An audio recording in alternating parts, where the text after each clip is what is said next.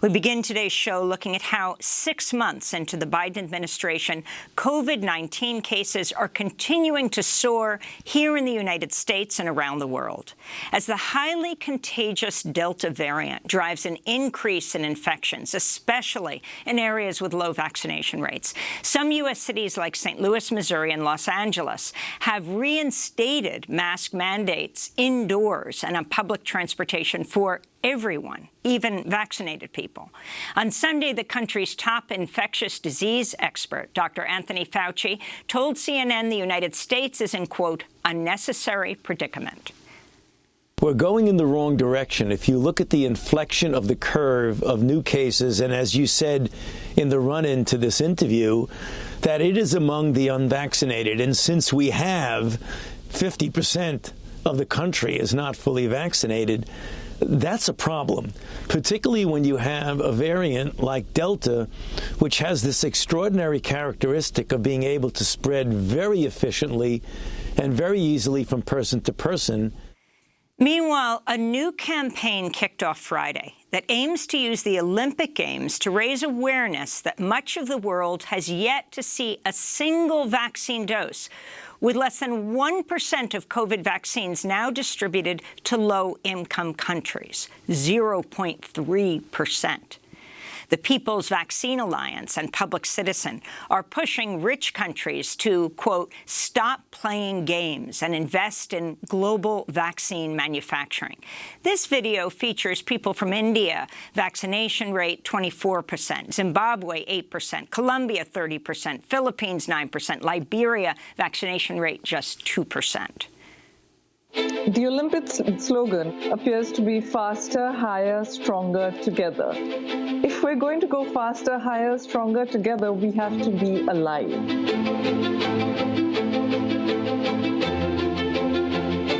When I heard that there was a vaccine, I was so hopeful.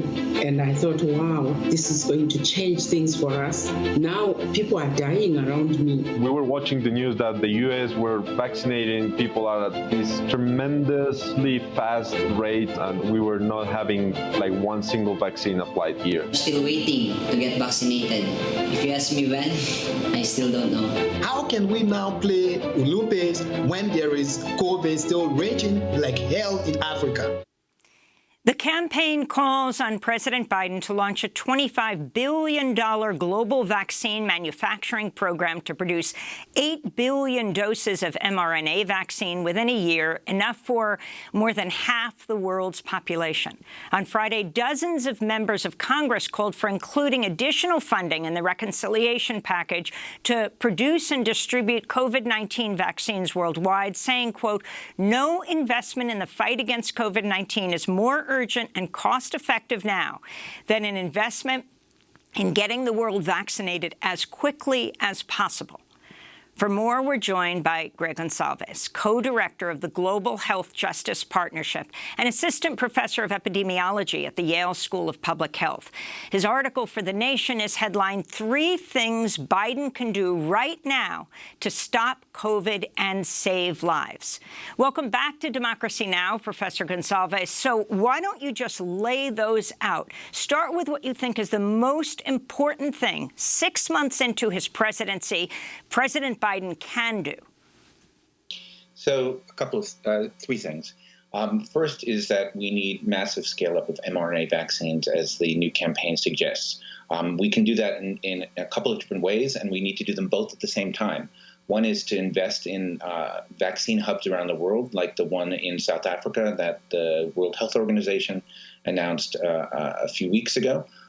That's going to require an investment, not just of money, but of time, people, effort, technology transfer for the recipes and all the other sort of technical know-how that's involved in manufacturing these mRNA vaccines.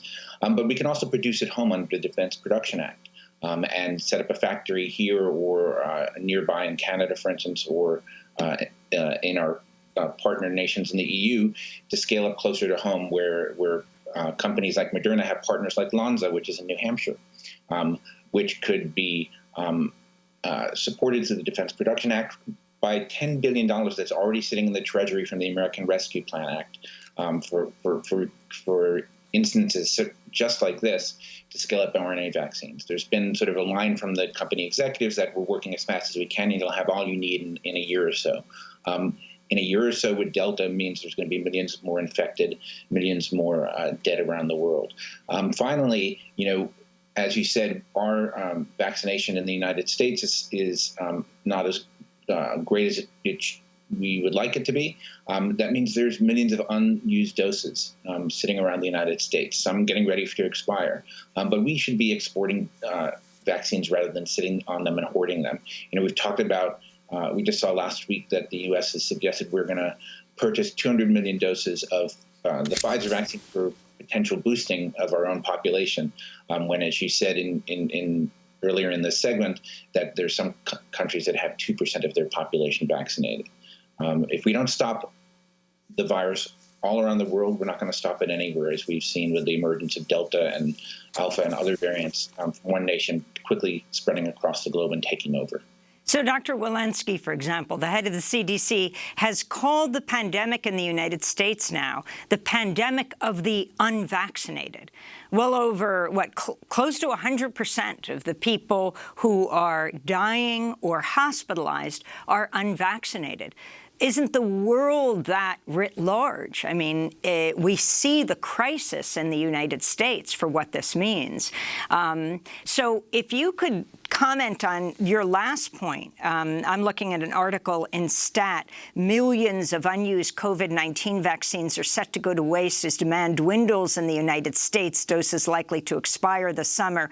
Several state health departments told Stat they've repeatedly asked the federal government to redistribute their supply to other countries, many of which are facing a third wave of COVID-19 pandemic. Officials in Washington have rejected those requests, citing legal and logistical challenges. They quote the Arkansas Air National Guard, who's leading the state's COVID-19 vaccine distribution drive. They're a retired colonel, saying, "We are drowning in this stuff." This is incredible. It's incredible. Also, two colleagues of mine here at Yale, Saad Omer and Mushfiq Mubarak, have done a study to suggest that there's great demand for the vaccine, just not in the United States. Low and middle-income countries are desperate for the vaccines, and the best way to get more people vaccinated is to do what you're suggesting, is to get it out of the U.S. and put it in countries that are desperate to get more people vaccinated. The Biden administration has been full of excuses, right? It can't do this, it can't do that. It gratefully, showed its support for the TRIPS waiver a few months ago, but that was the sort of the end of it, right? Promises of this, promises of that. We have a one-time chance, right? We don't get to do this over again in 2 years when the virus is spread around the world and there are millions and millions more people infected. We're on a tight timeline. We need to stop this now.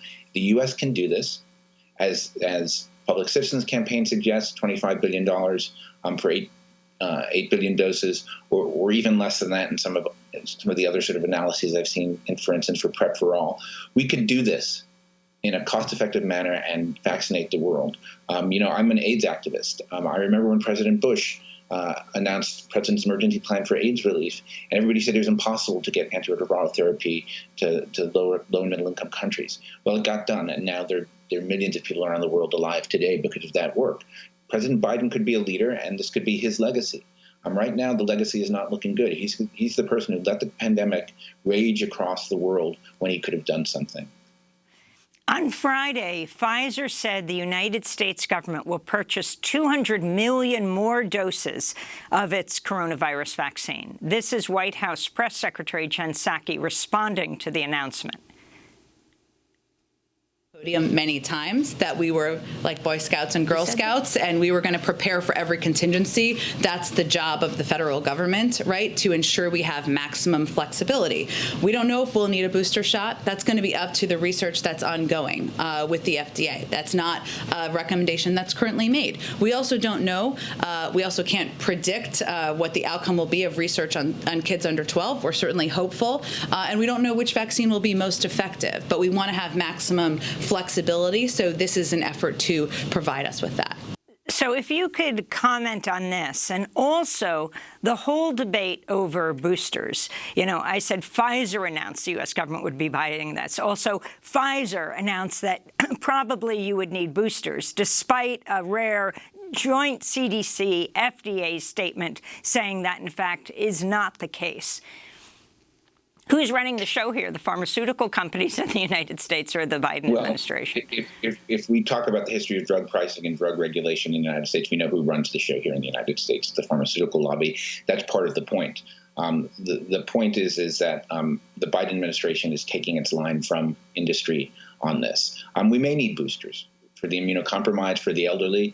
We've seen some breakthrough infections with Delta, which are concerning. The point is that at this point, suggestions like the press secretary is making about potentially needing boosters or potentially needing to vaccinate kids this fall or into the winter amounts to hoarding right now, right? And it's, everybody complained about President Trump's sort of America First policy. Well, this is a little bit about America First 2.0. The point is that there are millions and billions of people around the world that are dire risk for sickness and death from COVID-19. There are new variants being spawned every day. We let the virus mutate and replicate across the world. And so this whole idea that we're going to sort of keep stockpiling vaccines here until we can vaccinate ourselves 10 times over, like some other countries like Canada, it's just unseemly, unnecessary, and unwise. So explain how it would work, and also explain what COVAX is. But for Africa, for Asia, what it would look like if, well, for example, the TRIPS waiver were granted on intellectual property, forcing the companies. It's interesting, the main countries who are saying no to a waiver are Germany and England, where two of the major pharmaceutical companies are based that made the vaccines. What would it look like if it was made available, the recipes, to other pharmaceutical companies who haven't developed the vaccine but have the ability to manufacture it? Well, look, the TRIPS waiver is being negotiated now. It's going to take some time. The United States put lots of money, billions of dollars, into the development of the Moderna vaccine. We also own large chunks of the intellectual property and patents on those vaccines. So we don't need the TRIPS waiver to do a domestic production effort to scale up, millions and billions of doses in the United States. We can do it tomorrow. Right? We could say we're going to make an effort to build a vaccine, a new plant, a retrofit a plant in the United States or somewhere nearby. We could invoke our intellectual property and patent rights as the American public on those vaccines, use the money that's in the bank, the $10 billion in the Treasury, to scale up vaccination right now.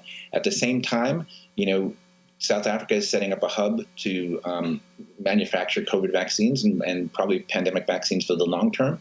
There are other companies around the world who could get on board to manufacture mRNA vaccines with appropriate technology transfer. The main thing that's absent at the current moment is political will from the White House. And I don't know who is advising the president on that. That ignoring the global pandemic is a wise policy move in any way, shape, or form. He may think his domestic concerns are a priority, but that is so short-sighted and myopic that's putting us in danger. Right? Again, we're not going to vanquish this virus. We're not going to bring it down to levels that will give us some semblance of normality within the next 2 to 3 years, unless we can deal with the global pandemic. And we need the political will to do it. The mechanics of it. We have a federal government that can figure out many different ways of getting this done. They have the tools, they have the resources, they have the power, they have the claims on the mRNA vaccine from Moderna right now, without any extraordinary measures to do what's right now. Explain these breakthrough infections and how concerned you think people should be in the United States, around the world. In LA, 20% of the new infections are people who've been fully vaccinated. Well, let's put it this way. These vaccines are enormously potent at preventing serious disease and death, right? So if you catch SARS-CoV-2, having been vaccinated with the mRNA vaccines, you're likely to have an asymptomatic or mild infection. The point is that it's all about exposure, right? These vaccines are not 100% effective. And if you put 10 people in a room who are unvaccinated, shedding the Delta variant, which is highly contagious, as Dr. Fauci mentioned, you're just putting the vaccines at a distinct disadvantage. The vaccine-acquired immunity that you got is not, a brick wall. They're 95% effective, 91% effective. I can't remember the exact figures, but that doesn't mean 100%. And so you need to be able to protect yourself from being basically awash in a sea of virus where vaccines can stumble. That being said, the number of vaccinated people who are in hospitals right now is a tiny, tiny proportion of the people hospitalized. 99% of people who are in hospitals right now are unvaccinated individuals in the United States. We just have 30 seconds, Greg, but as you said, you were a longtime AIDS activist.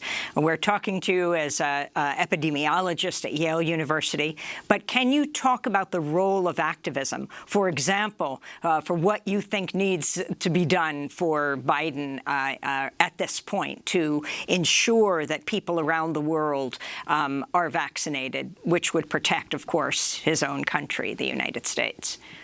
So AIDS activists are back in the game for COVID-19, and many of us who are arguing for access to COVID-19 vaccines and mRNA scale-up are the same people who were fighting for global AIDS treatment access 20 years ago. The point is, this is a political problem right now. It's not a technological one. It's not a legal one. It is a political problem. And AIDS activists, people who care about the health of the planet, who care about the health of Americans, need to get to the White House, to get to the officials in Congress who can get to the White House and say, get to work. The point is we can beat COVID globally if we have the political will to do so.